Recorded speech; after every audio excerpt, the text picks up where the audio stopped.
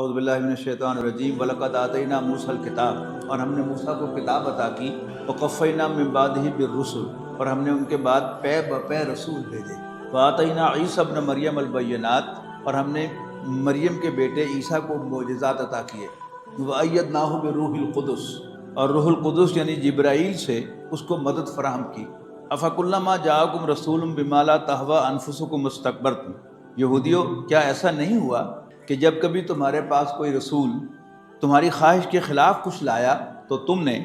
تکبر کا مظاہرہ کیا، ففریقا کذبتم وفریقا تقتلون، لہذا کچھ رسولوں کو تو تم نے صرف جھوٹا قرار دیا اور باقیوں کو تم نے قتل ہی کر دیا۔ وقالوا قلوبنا غلف، مزید یہ کہتے ہیں ہمارے دل غلافوں میں بند ہیں، بل لعنہم اللہ بکفرہم، یہ ان کا ایک ڈھکوسلا تھا نبی اکرم صلی اللہ علیہ وسلم کو نہ ماننے کے لیے، کہ ہم نے جو ماننا تھا وہ مان لیا، اب ہمارے دل جو ہیں وہ سیل ہو چکے ہیں، لہٰذا اب ہمارے دلوں میں اس کے علاوہ اور کچھ داخل نہیں ہو سکتا۔ اس پر رسپونڈ کیا جا رہا ہے کہ